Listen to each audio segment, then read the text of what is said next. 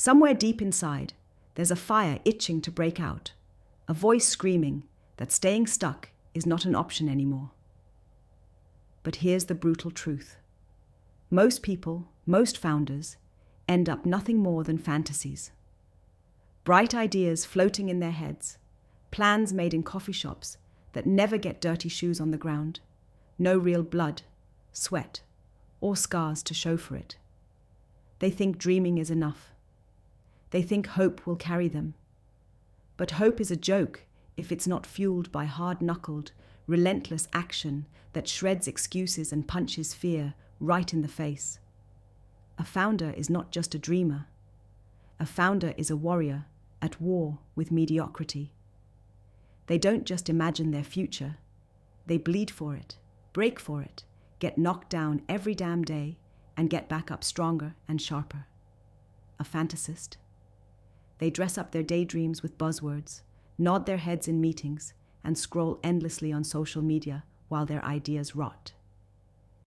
They wear passion like a costume but have nothing underneath. The difference? One stands in the fire, the other watches from a distance, hoping the heat reaches them. Look around. The world teaches comfort disguised as freedom. It hands you invisible shackles, rules, systems, expectations, and sells them as a roadmap. It praises safety, but drowns the rare and restless inside you. The fantasists cling to that system as their refuge, afraid of getting left behind. So they compromise, dilute, and disappear in the crowd. But a founder sees the cage for what it is and chooses to fly anyway, even if the wings are bruised and battered. Here's what kills more founders than failure: illusion. The illusion that the path is clear, that if you just do X, success will happen. The fantasist waits for a sign. The founder makes the signal themselves, loud, messy, impossible to ignore. The difference lies not in the idea, but in the execution. The fantasist waits for perfect conditions. The founder dances in the chaos of imperfection. The founder knows that the world will try to stop them. Every system, every voice telling them, not yet, not you, not possible. And they choose to push harder because that resistance is proof they're on the right path. Let's be real. Battling doubt and isolation will be the hardest part. You know that deep down, right? Building something out of nothing is a lonely crossroad. People will smile, but won't see the cracks and the late nights. You'll watch others succeed on paper while you're stuck in the silence of grinding. This is where dreams break or heroes rise. But here's a secret not often spoken. Loneliness isn't a curse, it's a calling.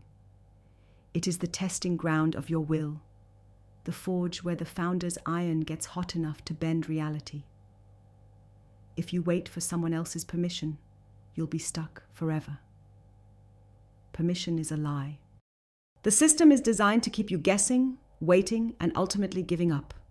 You have to steal your right to create. Sovereignty over your own story is the founder's first weapon and last defense. Own every failure, every wounded step, every lost night, because they belong solely to you. They're the price for freedom to build the future on your terms. Now listen carefully. This path doesn't reward everyone. It scorns the followers of mediocre comfort. It spits on waiting rooms and dismantles illusions of quick success. It's violent and beautiful all at once. Transformation takes radical acts of unlearning what you thought you knew about life, work, and success. It's about rejecting the so-called rules swallowed by the masses like gospel. Founders question everything, because real progress is always born from the edges where the system trembles.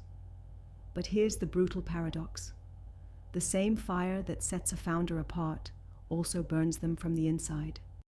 Without the right allies, that fire becomes isolation, and isolation kills ambition faster than failure ever will. So building isn't just making products or launching startups. It's about connecting fiercely, finding the rare few who are as raw, restless, and relentless as you are.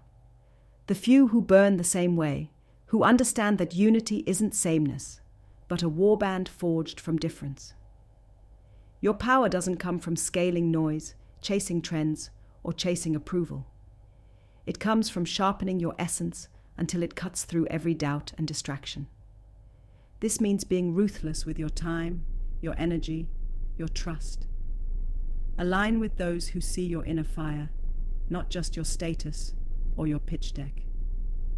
The network you build is your resistance army, your sanctuary, and your launch pad all at once. Forget the polished version of success you see everywhere. Real success smells like sweat, tears, blood. It looks like long nights in the trenches, like relentless experiments that crash and burn and begin again. It's messy. It's chaotic. It's painful. But it's the only success that lasts.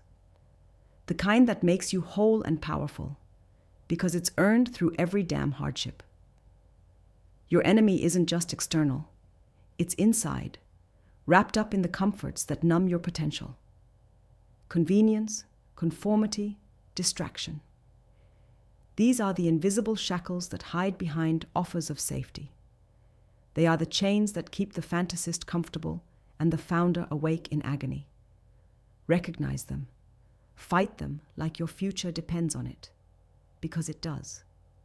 Remember, founders are not born. They're made in battlefields of doubt, crafted in solitude, and sharpened by fire. If you want to be more than a loud voice echoing into the void, you must face your fears head-on and keep moving forward when every piece of you screams to stop. That stubbornness, that refusal to bow, this is your greatest asset. If you feel that unbearable tension inside, the one that whispers you were made for more, that you weren't put here to follow but to lead, then you already know the difference between a founder and a fantasist. It's the ability and the raw guts to show up every day, no matter how broken, scared, or tired you are, and keep doing the work no one sees. Don't chase belonging or comfort. Chase becoming. Chase the hardest truths. Chase the fire inside, even if it burns your hands. Your mission is not to mimic the system, but to transcend it, to create new rules where none exist. This is your rebellion and your liberation all at once. At the edge of the system, where bravery breaks through illusions, you'll find the rare few willing to build worlds from ashes and dreams. Find them. Align with them. In those fierce connections, your misaligned brilliance finds purpose and power. And here's something no one tells you. Patience isn't just waiting. It's the quiet, savage resolve that eternity favors those who keep the flame alive no matter what. Not the fast, loud ones, but the ones who understand that real change takes time, pain, resilience, and a fierce refusal to settle. So, burn the night, break the silence, crush the doubt. Lean hard into your mess, your chaos, your fire. Don't shrink. Don't apologize. Don't wait. Build with blood. Build with fire. Build with the understanding that you are not here to be normal. You are here to be extraordinary. And if you carry that with you every second of every day, your difference will be so loud, it will shake the system itself. A fantasist waits for the world to hand them the key. A founder makes the lock break apart. Which one will you choose?